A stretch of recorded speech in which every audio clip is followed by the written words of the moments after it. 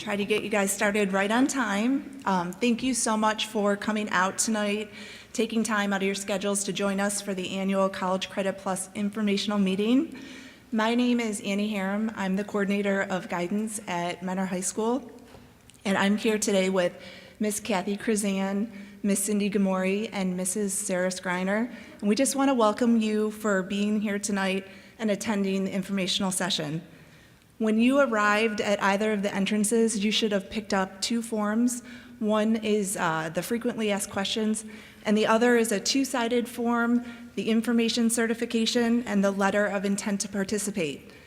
The letter of intent to participate and the information certification form are required documents by the state of Ohio. Tonight's program will cover the items listed on the information certification page, and they will aid you in making a decision about whether or not College Credit Plus is appropriate for your son or daughter. Tonight, our presentation will be given by Stephanie Brown from Lakeland Community College. And while the majority of our students take advantage of our partnership with Lakeland, there are several local colleges who are here who also offer College Credit Plus. So here with us tonight from John Carroll University is Dr. Mark Stories. Representing Kent State University, we have Mary Lynn Delfino. With us from Hiram College is Brittany Jackson. Representing Cleveland State University is Ryan Hanahan. And also from Lakeland Community College is Jamie Deemer.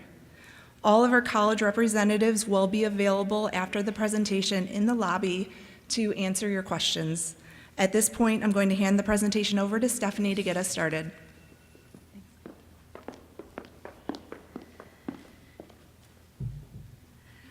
Okay, good evening. So tonight I'm going to share some information with everyone about College Credit Plus.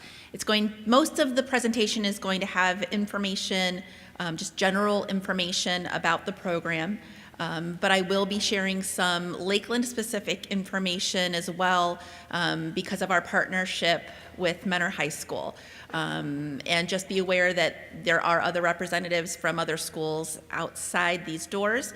So if you are considering attending another school, you'll want to pick up their materials and ask their questions because they may have some different admissions procedures and deadlines and things like that. Okay. So what is College Credit Plus? College Credit Plus is Ohio's dual enrollment program. It's open to eligible students in 7th through 12th grade. Participants in CCP have the opportunity to earn both high school and college credits at the same time. Any 3 credit hour or more college course is equal to 1 full unit or credit in high school. So if you take an English course through a college, it's 3 credit hours. It counts as your high school English and as college English as well. In order to participate, students must be college ready, and we'll talk about what that means here in a little bit. And students are eligible to take courses in the fall, spring, and the summer. There are several ways to participate in College Credit Plus. So you can take classes at the college. Because of our partnership with Mentor, there are several courses that are offered here at the high school by both Lakeland instructors and Mentor instructors that are approved as adjunct faculty through Lakeland that teach Lakeland's courses here at the high school.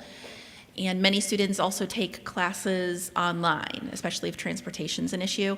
And you can mix and match any of these opportunities. So we certainly have Mentor students that are taking a class here, maybe an English course, and then in the afternoons they go to Lakeland and take a course in person, and they might take one online as well in the same semester. So being college ready, there's a lot of things to consider. For eligibility purposes, you need to be college ready academically, and we'll talk more about that. But there's some other things to think about. Being able to be successful in college courses requires that students are good at solving problems, they're able to be critical thinkers, and know how to study. It's different in college. understanding the environment, where to go to get help, and working with diverse sets of learners, especially if you plan to go to a college campus to take classes and you'll be interacting with college students. Time management and organization is key. And then managing the emotional and social transition and college expectations. So those are all things to think about when you're trying to decide whether or not to participate in CCP. I'd like to do a quick review of how college courses are different from high school courses. Classmates, especially if you are going to the college campus, and especially at Lakeland, we're a community college, so we certainly have a lot of CCP students there. We have about 1,500 students that participate in CCP. But we have students that are college age, and we have older adult students as well, students that can be in their 30s, 40s, 50s, 60s, 70s. So it makes for a diverse learning environment. The parent role is different. You're used to parent-teacher conferences and logging into a parent portal to check grades and having an open communication with guidance counselors and with teachers and administrators at the high school. In the college level, that's not allowed because of a federal privacy law called FERPA, which says that a college isn't able to share information with anybody except the student. The student is to be treated as an adult and owners of their own information, regardless of how old they are. So that's a big change from what you're used to at the high school level. The courses themselves are going to be different. Typically, high school students are in a class all year long that meets 5 days a week, every day for little chunks of time. When you are taking a class in college, you're typically meeting 2 days a week for about an hour and 15 minutes. It can vary by class and by school, but you're only going 2 days a week for about 16 weeks and covering college level work. So that's very different than doing high school level work all year long, where you're in front of the instructor every single day. Because you're not in the classroom as often, face-to-face with the instructor, that means that more learning is the responsibility of the student. So they're working on it outside of class. There's more preparation time. There may be fewer opportunities to earn grades in a college level course. So there's not a bunch of homework assignments and quizzes and projects and tests in all classes. Some classes might just have a midterm and a final. So if you don't do as well on one, it's harder to make that up compared to a class where you're turning things in several times a week throughout the entire school year. You may have more homework. You may not have any homework in a class. It might be all based on tests. We do offer accommodations for students that are on a 504 or an IEP. So we do have that available at Lakeland. All colleges and universities should offer something like that, but accommodations may look different at the college than what you're used to at the high school. And finally, content can be different.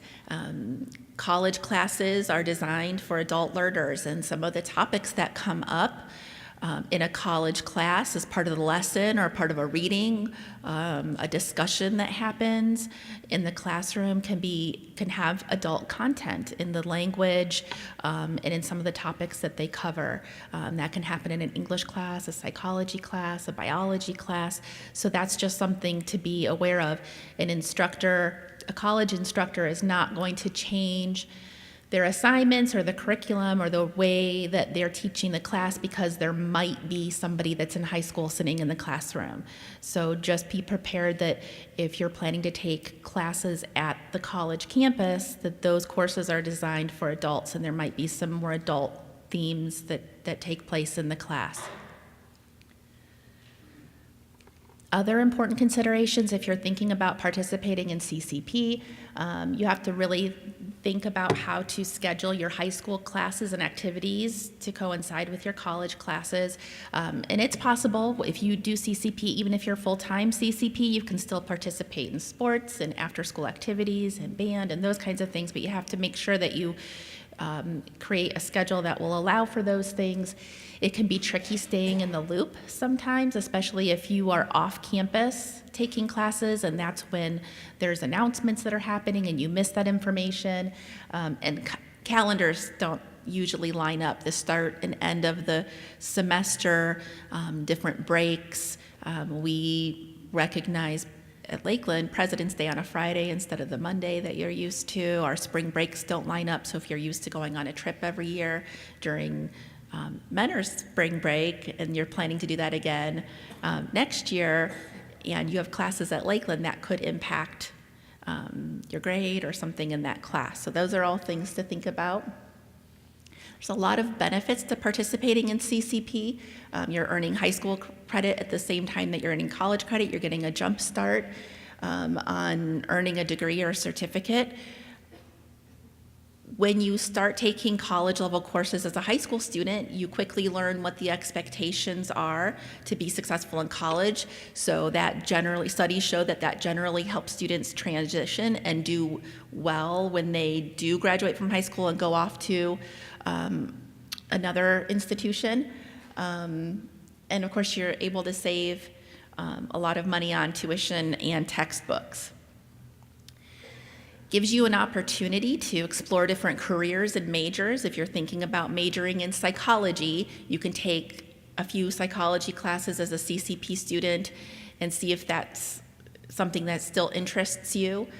You can learn a new skill or take a course for personal enrichment. You can take a sign language class or an art class or a music class. So there's opportunities to learn new things, and it's an opportunity to challenge yourself academically and take higher level coursework. Did I skip two? Okay. Now there are some consequences to participating in CCP but not doing well academically. If a student withdraws too late in the semester, after the second week actually of the semester, or if they earn an F in the class, then they will have to reimburse the high school for the cost of that class. When you earn a grade, that's going to show up on both your college transcript and your high school transcript, and that's going to be part of your permanent academic record forever. Okay, so in a couple years from now when you're applying to a four-year school, or even 6 years from now if you're applying to grad school or law school or medical school, you're always going to be required to submit all of your academic transcripts. And so that will always be part of your academic record. If students fail or withdraw often, that can impact future financial aid. And new this year, that we're all still trying to learn and get our heads around, there is a new state rule that requires students who are not doing well academically, they're put on CCP probation, and they can be dismissed from the program. So with this new CCP probation rule, if a student drops below a 2.0 grade point average at the college or university, the following semester they'll be placed on on CCP probation. And while a student is on CCP probation, they're only allowed to take one course, and they're not allowed to take a course in the same subject area that they had previously earned a D or an F in. So, and if a student spends 2 semesters on CCP probation, then the following semester they will be put on CCP dismissal, where they are not allowed to participate in the program at all. They have to sit out for at least a semester. A student can also go on CCP probation if they withdraw from 2 or more classes in the same term after that first 2 weeks. There is an appeal process. Each high school is required to have a process and make that information available to students and parents. All of what's challenging for all of the high schools and the colleges alike is that the CCP probation and dismissal is based upon their performance at the college, but it is managed at the high school level. So if a student is put on probation or dismissed from the program, there is an appeal process. If there are extenuating circumstances, then the high school can reconsider what you're allowed to take and not take, but that's all done at the high school level. Public school students are able to participate in CCP for free. CCP will cover the cost of tuition and any fees associated with your courses and your textbooks. And that's if you're attending a public college or university. If you are looking at private colleges, there may be additional fees involved with those schools, so that's important to check with them. Some optional expenses may be would be the responsibility of the family. Some schools you have to pay to park at their school. Lakeland parking is free. Transportation is the responsibility of the student and parent. Things like calculators or a laptop if you're taking an online class, those things all have to be furnished by the student. So as I mentioned before, when you earn a grade at the college, then that grade is sent back to the high school, and that grade shows up both on your college transcript and your high school transcript, and it is factored into both your high school and your college grade point average.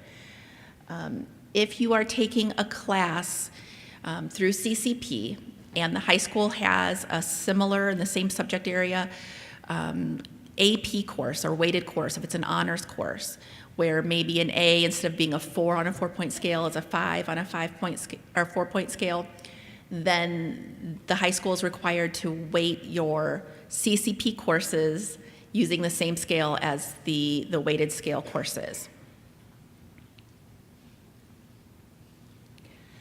So one of the things to think about are what classes that you want to take through CCP. So a really good resource for you are your high school guidance counselors. The number one thing we want to make sure you're doing is meeting your high school graduation requirements and not skipping any of those classes you need to graduate. So you definitely want to work with your high school guidance counselors.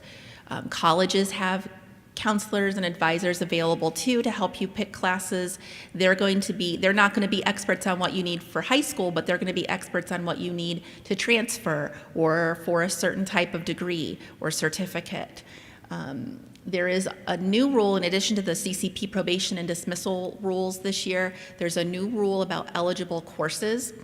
So really one of the big ideas behind CCP is that students, while they're in high school, they're taking classes, they're accumulating credits with the idea that they're going to transfer all or some of these classes on after high school and apply them to a degree or certificate.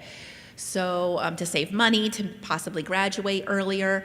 So they put this new rule in that about level 1 and level 2 courses, and they want a student to take level 1 courses until they have completed 15 credit hours. And 15 credit hours is equivalent of a full-time college student in one semester. That's usually what they'll complete. So level 1 courses are courses that are part of the Ohio Transfer Module or Transfer Assurance Guide, courses in IT, computer science, anatomy and physiology, and foreign languages, which includes sign language, courses that are part of a technical certificate, courses that are part of any 15 or 30 credit pathway, which we'll talk about, and courses that are in study skills or academic success or career exploration. So all of those courses are level 1 courses. That's really at Lakeland the majority of our classes. There's a handful of them that are not part of this, but that's really the majority of the classes. There's also some courses that are not allowed through CCP. Any private course with a one-on-one instruction because of the fees, as well as any other courses with high fees. Any courses that are study abroad, we don't do that at Lakeland, but some schools do. New this year, they are not allowing any physical education courses. Those used to be popular with CCP. They would take yoga or Zumba or archery or walking or something like that, and that would count as a high school gym credit. That is not allowed anymore. Any courses that are graded as pass-fail, and any remedial courses. Okay, so sometimes students will want to take a remedial course. The state really wants you, if you're not at the college level, to continue in that subject back at the high school until you are college level. If a student wanted to take any of these classes, they can. They have to pay out of pocket. CCP won't pay for them. A quick note about math classes at Lakeland. So Lakeland requires 2 things in order to participate in math classes for all CCP students. First, we want students to finish Algebra 2 at the high school. And then they also, when you take a placement test, you have to show that you place into college level math. So we need those two things in order to take math classes at Lakeland. So students that are participating in CCP are able to take up to 30 credit hours of CCP credits a year. However, for every high school class that you're taking, say you're taking Algebra 2 and Chemistry at the high school, but you want to do everything else through a college, those two classes are 3 each, so that's 24 credit hours that are available to you at the college. So the more high school classes you're taking, the fewer college classes you can take. If you're not taking any classes back at the high school, then you can take 30 credit hours. And your 30 credit hours start in the summer each year before, and then continue fall, spring. And you have 30 credit hours available through those 3 different terms. If a student takes more than 30 credit hours, then they'll be notified by the high school, and they will be given the option to drop whatever course is putting them over that 30 credit hours, or to pay for the course or courses that put them over the 30 credit hour limit. The maximum number of credits allowable over your entire time in CCP is 120 credit hours, which is really the equivalent almost of a bachelor's degree. Just a quick note about athletic eligibility, and we encourage, the colleges and universities aren't experts on high school athletic eligibility, so we just stress to students you have to be full-time, and you need to work with your high school to make sure, if a student isn't doing well in a course or drops a class, the last thing we want is for them to no longer be eligible to participate in their sports. So the rules are passing 5 classes, 1 credit courses, that's high school, so that would be a 3 credit hour course at the college.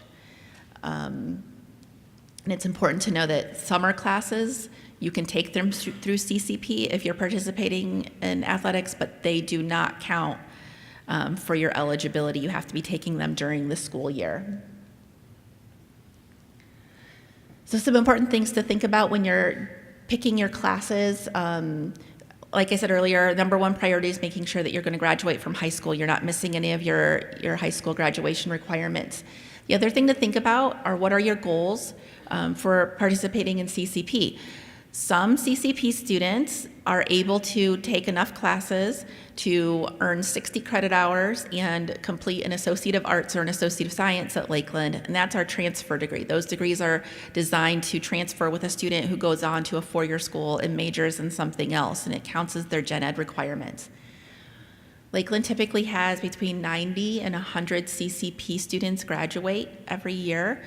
We graduate more CCP students than any other school in the entire college or university in the entire state of Ohio. So we're really proud of that. In this past May, we had 5 juniors and 2 sophomores graduate with associate degrees. So those 2 sophomores are ones that probably can get very close to completing a bachelor's degree before they graduate from high school. Most CCP students go into the program with the expectation to just earn some general education requirements that they can transfer on to their 4-year school so that they have less that they have to do towards their degree later on. And as I mentioned earlier, it's a great opportunity to explore different careers and majors. The other thing to think about is participating full-time or part-time. The majority of our students at Lakeland who do come to campus to take their classes, they participate part-time, so that means they split their day. They take some classes at the high school, some classes at Lakeland, and they just go back and forth. But we do have some students that take all of their courses at Lakeland or online. We're required to create 15 and 30 credit hour pathways. That's a requirement for public colleges and universities. And so we've created, and 15 credit hours, as I mentioned earlier, is a full-time student's semester in college. 30 credit hours is like a full year worth of college credits. And these are not required courses, but these are examples of courses that you can take. A lot of these courses will meet your graduation requirements. We have the 2 years of English, government, and economics required for minor students, psychology or sociology, humanities or public speaking. And then when we look at the 30 credit hour pathway, we have some math and sciences that you can add to those classes for either STEM or science majors or non-science majors. So again, you are not required to follow this, but for students that come to us and say, I have no idea what to take, these are some really safe choices because those courses are on the Ohio Transfer Module and they meet your general education requirements as well as many of your high school graduation requirements. One of the big questions we get is, are my credits going to transfer? So if you're taking those level 1 courses and they're part of the Ohio Transfer Module, they are absolutely guaranteed to transfer as equivalent courses to other public 2-year and 4-year schools in Ohio. And we have those marked in our catalog and on our website. When you're picking your classes, you can easily see which ones are Ohio Transfer Module courses. So if you're going to Kent State or Ohio State or Bowling Green or Tri-C, any of those schools, the courses, if you take them at Lakeland, are guaranteed to transfer as equivalent courses. We get a lot of questions about, well, what about private schools? What about out of state? And I always tell students to check with that institution if there's some schools you're thinking about attending. We are regionally accredited at Lakeland, and that's the number one thing that you want to look at is a school regionally accredited. And then if you stick to more of those gen ed requirements, those ones are the ones that are more likely to transfer than a real technical or a career course. There is a website that is free. It's transferology.com. We encourage our students to look at that website. You can look up a class at Lakeland or any other school and see how it will transfer to other institutions online. And again, we encourage our students to work with those other schools to see, and maybe an advisor there, and they can help let you know what classes to take at Lakeland while you're in high school before you transfer.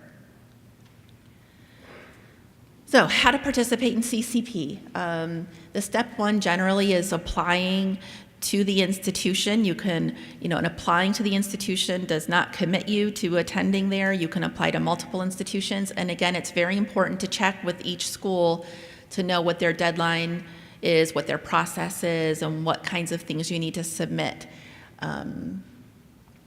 Colleges do have the final decision on student admission. So even if you meet the state's definition of college ready, each college has the ability to set their own admission standards for CCP. So if you're thinking about applying to Lakeland, our application is online. We have our CCP students complete the regular Lakeland online application. And we do have, and all of the schools have brochures and pamphlets out there, so ours does go over our application process, and the other schools should as well. But when you apply to Lakeland, it asks what student type you are. You would select College Credit Plus from the drop-down box. So I've mentioned academic eligibility, and that's really the requirement to participate in CCP, and that's a state rule. And so students show that they're academically ready, not by high school GPA or recommendations from teachers or anything like that. It's based on a score on a test, okay? And the tests that students can use to see if they're eligible to participate are the ACT or the SAT, which are college entrance exams. Some of the older students may have taken those tests already. Most of our CCP students have not taken those tests. And so colleges will have typically other assessment tests that you can take. And at Lakeland, we use Accuplacer. And we have to use, our standards have to align with what the state sets as college ready. Okay. So to be eligible to participate at Lakeland, so here's an example of where our admissions standards are a little bit different than what the state says. The state says you have to be college ready in one subject. At Lakeland, you have to be college ready in English to be able to participate in CCP. And so that score to be able to participate is an 18 on the ACT English, 430 on the SAT writing, and or if you haven't taken either of those tests, you would take our Accuplacer exam and place into our college level English course, English Composition 1.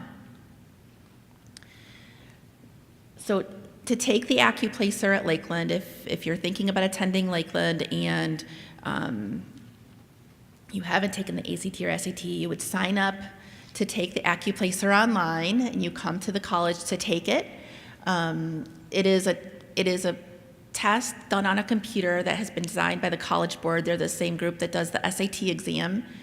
And it usually takes about an hour to an hour and a half to complete the test, but it's not timed. If you need more time than that, that's okay, but that's just for planning purposes. That's how long it usually takes.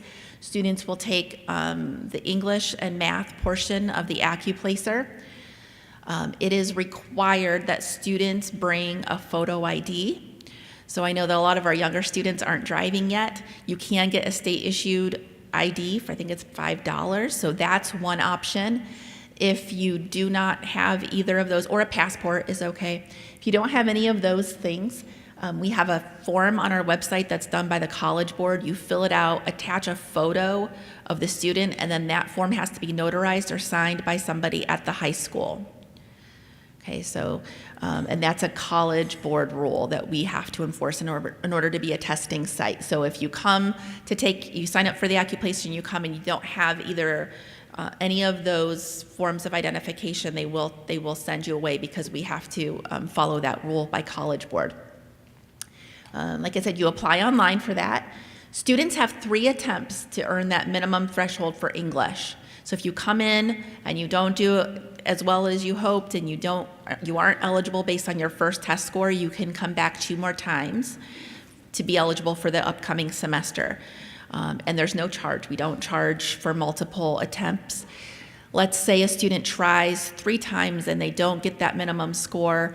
They can wait until the next semester and take the test 3 more times to try to start the following semester.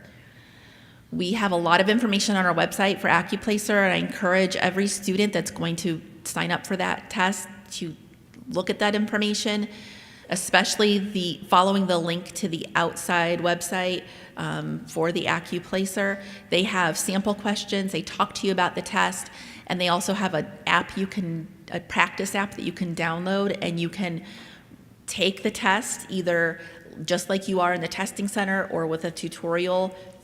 So it tells you along the way if you're missing, getting the wrong answer, it can kind of walk you through that and why you missed it. Practicing the test is really helpful for students. It's not like any test you've ever taken before. So kind of that practice is really helpful, not even just for the content and doing well academically, but just to know how the test works and what it's like so that you're prepared that day and you're not thrown off. And then we also require high school transcripts to be sent directly from the high school to Lakeland. So that would be the 3rd step. And then you will be notified if you've been accepted and be sent more information in your acceptance packet. One of the rules through the state is before a student can participate in CCP, they have to attend an orientation, an advising session at the college. So we will start holding those at Lakeland probably in very late April and through May and then through the summer. We also will do an orientation session at the high schools where we're offering classes.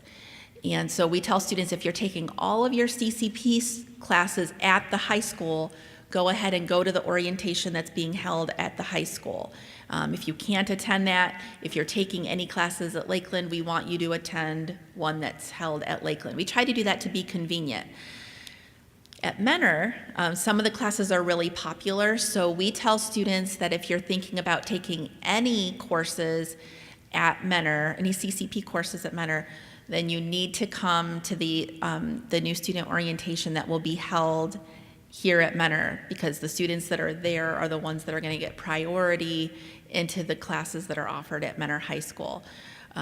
So that, and it will be communicated to you both by the high school and by Lakeland once a student's admitted.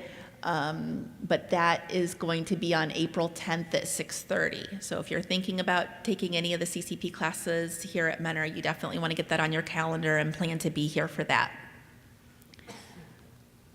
So just a quick review, next steps.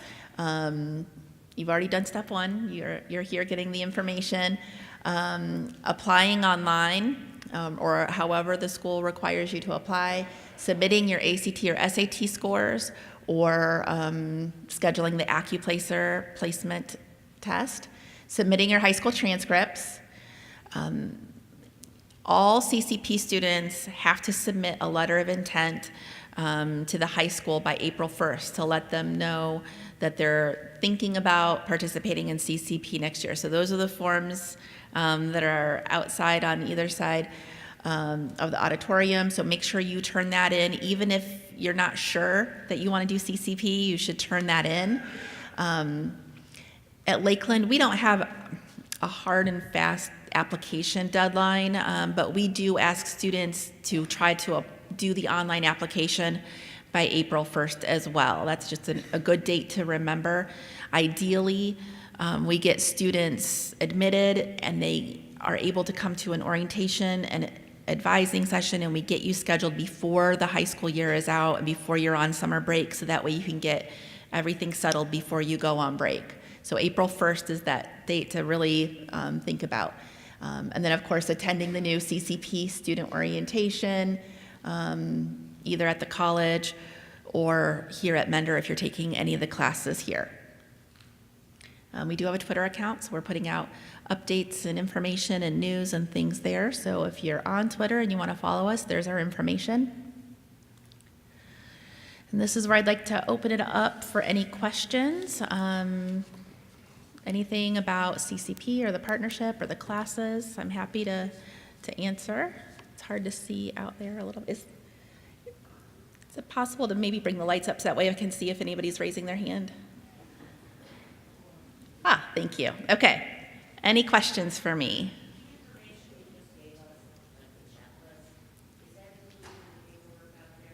Is it included in the what?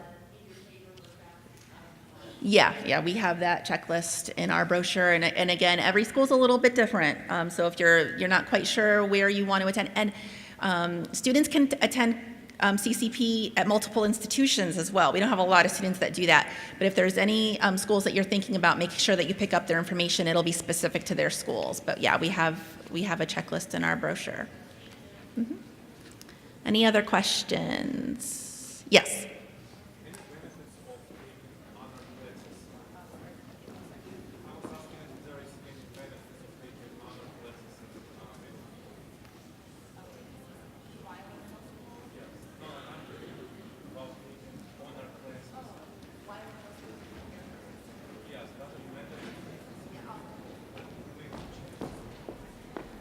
Okay, so the question was the benefit of taking honors classes in the middle school level or even early high school. I would definitely say, for any students that are thinking about participating in CCP, the more rigorous coursework they can take at any grade really is going to help prepare them to do well at the college level earlier. So yeah, I think that's a really good idea.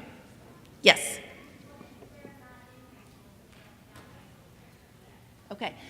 The question was if they're not in high school, they don't have high school transcripts yet, then the grade card or something at the middle school. So just check in with the middle school guidance counselor and they'll have something that they can send us that shows what classes and grades they've taken and what grade they're in, that sort of thing. Good question. Yes.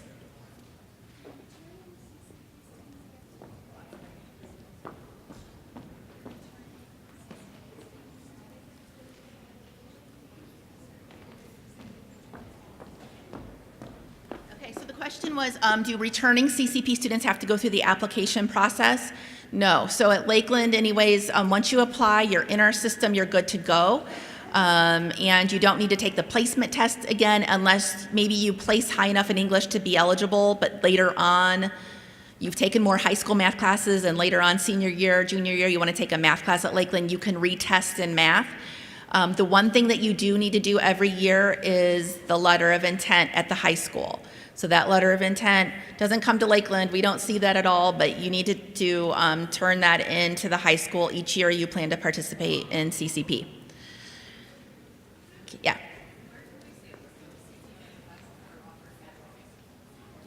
Okay. And the question was, where can we see a list of classes that are, of the CCP classes that are offered at the high school?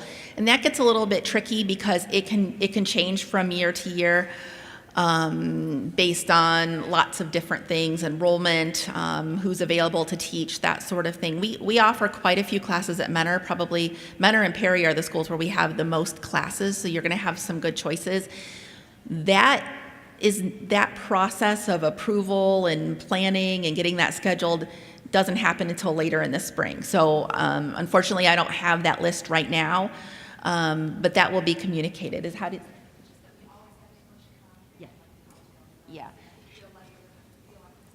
Yeah, the electives will change. I've seen them change from year to year, but we've always have the English Composition 1 and 2 and the college algebra and trigonometry courses, which are kind of the equivalent of pre-calculus. It's after Algebra 2. So those courses have been offered every year. They're very popular. They can fill up quickly. When we talk about that NSO that's going to be held at Mentor for students that want to take classes here, those, especially the English class, are the popular ones that can fill up quickly. So that's why we want everybody to be there that night, so we can make sure that we get students registered. But we've had all kinds of things. We've had, psychology and sociology and anthropology and sign language, and sometimes there's not enough enrollment to have a class go, so it can change every year. But that'll be communicated. If you want to look and see what classes were offered last fall and this spring here at Mentor as maybe a guide, you can go on Lakeland's website and look up the class schedule, and we give the option to pick a campus, and we have each high school as a campus, so you can pick Mentor High School and see what was offered, but that's just not a guarantee until things are finalized later this spring for next year. But good question. Any other? Yes.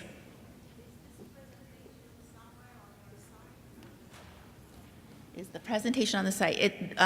We don't have a general one on Lakeland's site. I can send it. So Mentor High School has this presentation, and they can make it available on the Mentor High School website, on the guidance page, CCP, okay, on the guidance website. Okay. Anything else? Okay. Oh, okay.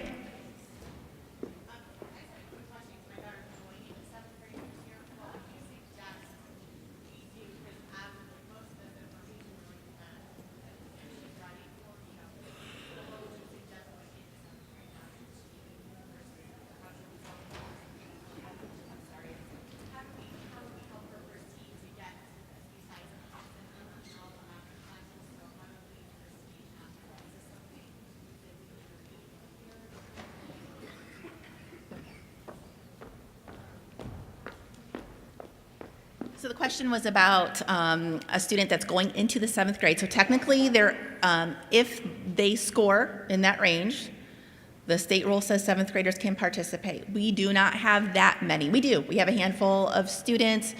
Some of them do come to campus to take the classes.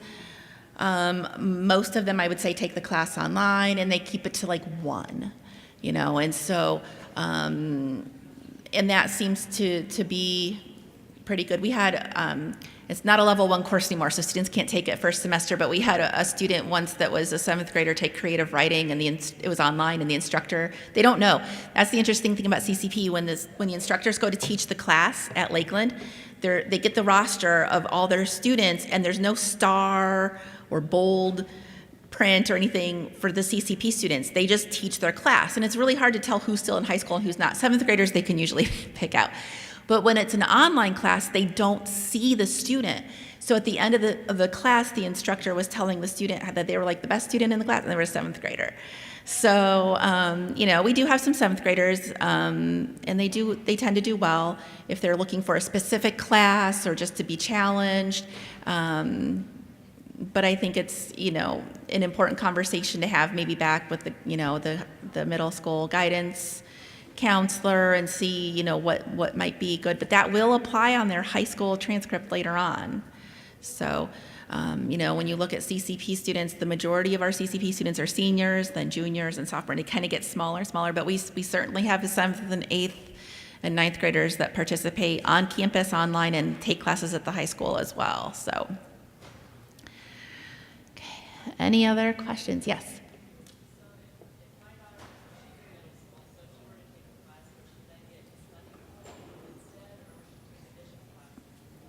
Yeah, that's a good question. So the question was if you, especially for the younger students that aren't driving, high school students, if they have a few classes here and a few classes at the college, they'll like split the day and they leave, and the high school kind of work with that. They kind of manage their schedule and they're coming and going.